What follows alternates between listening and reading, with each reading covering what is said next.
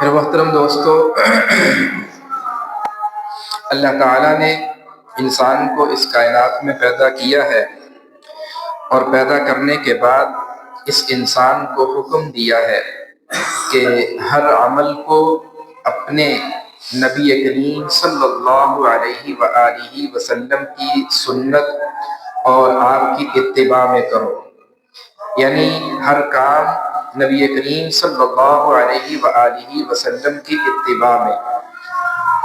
اس امت سے پہلے جتنی بھی امتیں آئی ہیں سب کو یہی حکم دیا گیا، سب کو یہی پیغام دیا گیا کہ سب کے سب اپنے اپنے انبیاء کی اتباع اور پیروی کیجیے۔ اور پھر نبی کریم صلی اللہ علیہ وسلم کی امت کو بھی یہی حکم دیا گیا کہ آپ بھی اپنے نبی صلی اللہ علیہ وآلہ وسلم کا اتباع اور آپ کی پیروی کیجیے۔ ہر وہ عمل جو حضور کی اتباع میں ہے تو شریعت کی اصطلاح میں وہ نیکی کہلاتا ہے، وہ اچھا عمل کہلاتا ہے، وہ نیک کام کہلاتا ہے۔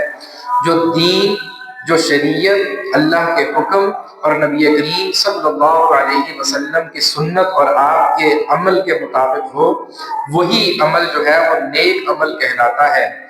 پھر انسان نیکی کرتا ہے تو اللہ تعالیٰ نے نیکی پر انسان کے لیے اجر کا وعدہ کیا ہے، نیکی پر انسان کے لیے اجر کا وعدہ کیا ہے کہ بھئی تم یہ کام کرو گے تو اس پر اللہ کی طرف سے تمہیں اتنا اجر عطا کیا جائے گا، تم فلاں کام کرو گے تو فلاں کام کا اللہ کے ہاں تمہارے لیے اتنا اجر ہے۔ مثال کے طور پر حدیث مبارکہ میں آتا ہے، نبی کریم صلی اللہ علیہ وسلم نے فرمایا کہ تم نماز پڑھو، اگر تم نماز کو تنہا پڑھو گے، گھر میں پڑھو گے، ایک نماز پڑھو گے ایک نماز کا اجر ملے گا۔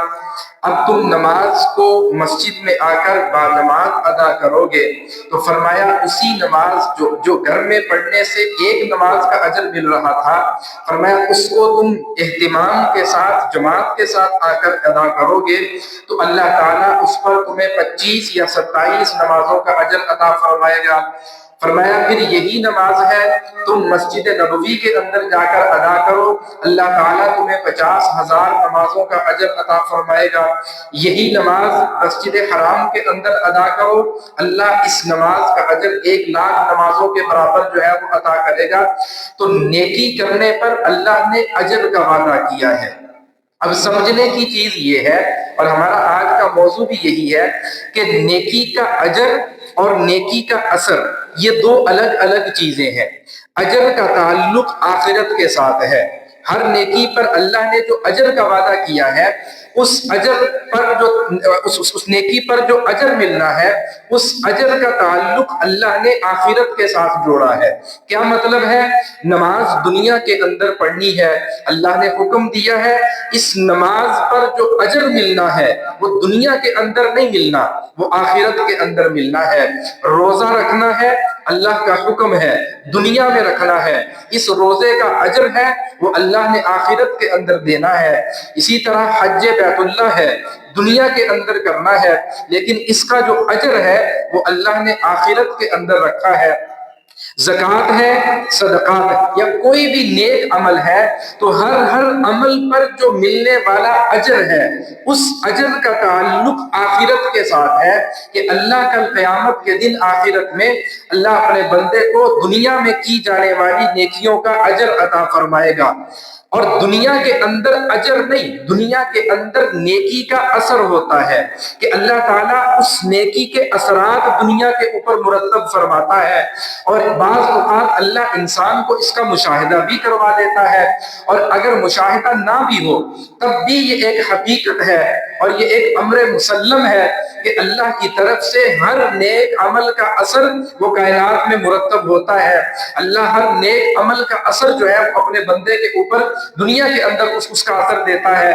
مثال کے طور پر اللہ تعالیٰ نے قرآن کریم کے اندر ارشاد فرمایا ان الصلاۃ تنہا عن الفحشاء والمنکر۔ اب یہاں پر جب اللہ نے نماز پڑھنے کا حکم دیا ہے اور نماز کا جو اثر اللہ نے قرآن کریم میں بیان کیا ہے، تو اللہ نے یوں نہیں فرمایا کہ تم نماز پڑھو، تمہیں نماز پڑھنے پر دنیا کے اندر اتنا اجر دیا جائے گا، بلکہ اجر تو اللہ نے آخرت پر چھوڑا کہ اجر تو ملنا ہی ملنا ہے نماز کا، وہ آخرت کے اندر ملنا ہے۔ دنیا میں نماز کا اثر کیا ہے؟ فرمایا ان الصلاۃ تنہا عن الفحشاء والمنکر، تم دنیا میں نماز پڑھو گے، اللہ اس نماز کی برکت سے تمہیں بے حیائی اور برے کاموں سے روک دے گا۔ یہ دنیا کے اندر نیکی کا اثر مرتب ہو رہا ہے، نیک کام کرنے کی برکت سے اللہ فحاشی اور برائی سے انسان کو روک رہا ہے۔ تو یہ مطلب ہے کہ اجر آخرت کے اندر اور اثر دنیا کے اندر۔ ہر عمل کے ساتھ اللہ نے یہی تعلق رکھا ہے، ہر عمل کا جو اجر ہے وہ آخرت میں ملے گا اور اس کا جو اثر ہے وہ دنیا کے اندر مرتب ہوگا، وہ دنیا میں ملے گا۔ پھر آپ اندازہ کیجئے، نبی کریم صلی اللہ علیہ وسلم نے فرمایا کہ ہر عمل کا اجر، ہر عمل کا جو اثر ہے وہ اللہ مختلف انداز کے اندر جو ہے وہ مرتب فرماتا ہے، مختلف انداز میں انسان کے سامنے ظاہر کرتا ہے۔ کبھی انسان کے بچپن کی نیکی کو اللہ اس کی جوانی کے اندر جا کر اس کا اثر مرتب کرتا ہے، کبھی جو ہے وہ جوانی کی نیکی اللہ بڑھاپے کے اندر جا کر اس کا اثر دکھاتا ہے، اور بعض اوقات ایسا ہوتا ہے پچھلی نسلوں کی نیکی اللہ رب العزت آئندہ نسلوں کے اندر جا کر اس کے اثر جو ہے وہ دکھاتا ہے۔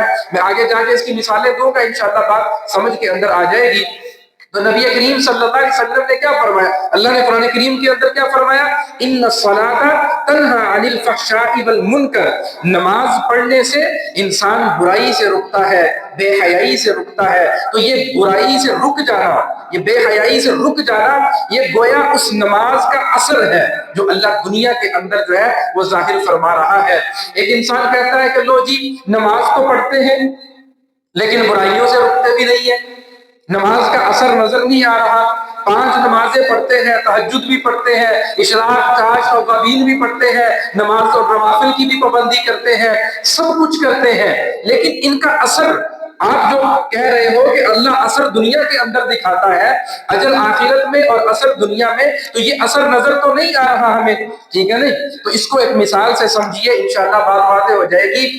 ایک شخص ڈاکٹر کے پاس جاتا ہے اور ڈاکٹر سے جا کر کہتا ہے کہ جی مجھے شوگر ہے، شوگر کا مریض ہوں اور میری شوگر جو ہے وہ کنٹرول نہیں ہو رہی، وہ جو ہے وہ ختم ہونے کا نام نہیں لے رہی، یا وہ رک نہیں رہی، وہ بڑھتی جا رہی ہے شوگر کا جو مسئلہ ہے، بیماری ہے۔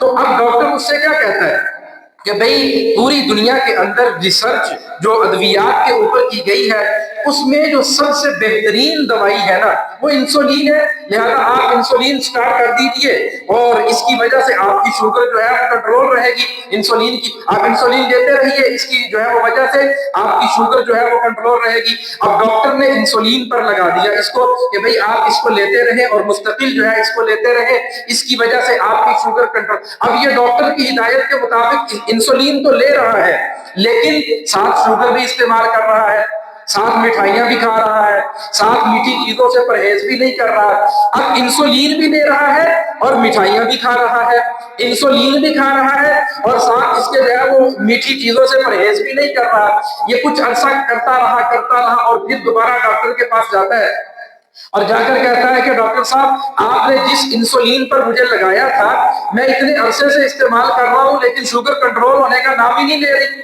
شوگر تو جو ہے وہ کنٹرول نہیں ہو رہی، تو آپ کی انسولین کا کیا فائدہ ہے؟ تو ڈاکٹر اس سے پوچھتا ہے کہ بھئی کیا میٹھی چیزوں سے پرہیز کیا؟ کہتا ہے کہ نہیں جی میٹھی چیزوں سے پرہیز تو نہیں کر سکا۔